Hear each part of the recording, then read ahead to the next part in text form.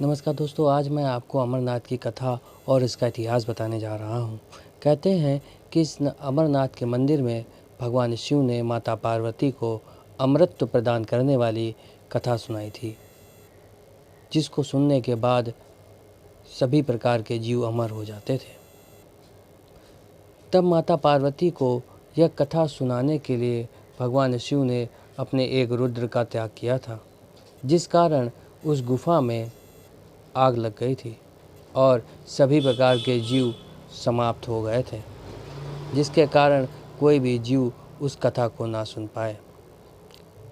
लेकिन तब एक कबूतर के जोड़े ने इस कथा को सुन लिया था और वह अमर हो गया था।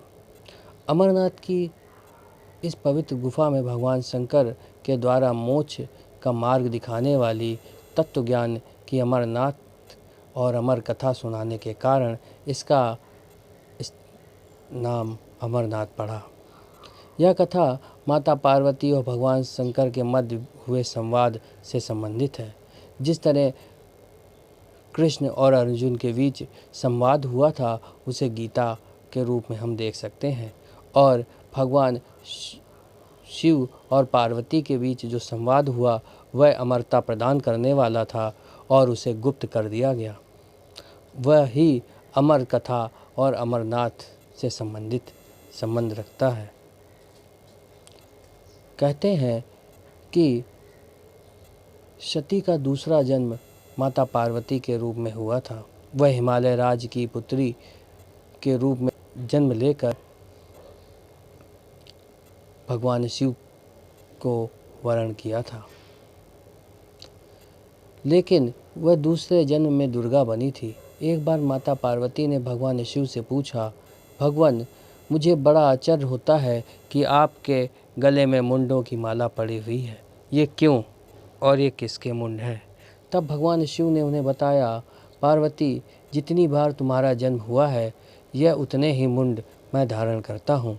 यह सब तुम्हारे शरीर और तुम्हारे ही मुंड हैं।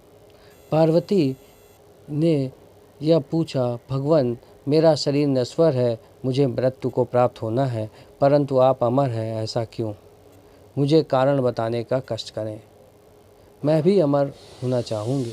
तब भगवान शिव ने उनको बताया कि यह अमर कथा के कारण हुआ है और उस कथा को सुनने के बाद व्यक्ति अमर हो जाता है और वह सांसारिक मोह से बहुत ऊपर उठ जाता तथा वह सभी तत्वों से ऊपर रहता है।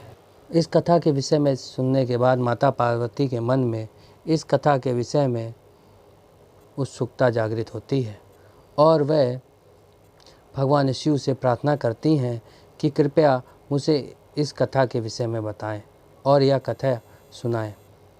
भगवान शिव माता पार्वती के आग्रह को कई वर्षों तक टालने का प्रयास करते हैं, लेकिन माता पार्वती के मन में इस कथा के प्रति जिज्ञासा बढ़ती रहती है।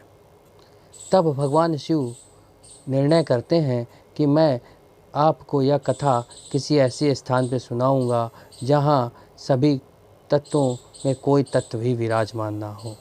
तब भगवान शिव अमरनाथ गुफा की ओर बढ़ते हैं और वहां पर वह अपने पांचों तत्वों को त्याग देते हैं। पृथ्वी, जल, वायु, अग्नि, आकाश, इन सभी तत्वों को त्यागने के बाद वह पर्वतमालाओं में जाकर भगवान शिव अमर कथा पार्वती जी को सुनाते हैं, जिसके बाद वह पर्वतमाला अमरनाथ के नाम से प्रसिद्ध होती है।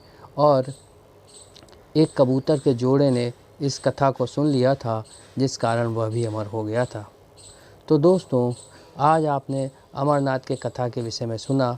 आपको यह वीडियो कैसा लगा कमेंट करके ज़रूर बताएं तथा हमारे चैनल को भी सब्सक्राइब जरूर करें, जिससे आने वाली वीडियो के विषय में आपको जानकारी मिलती रहे तथा बेल आइकन को प्रेस करना बिल्कुल ना भूलें।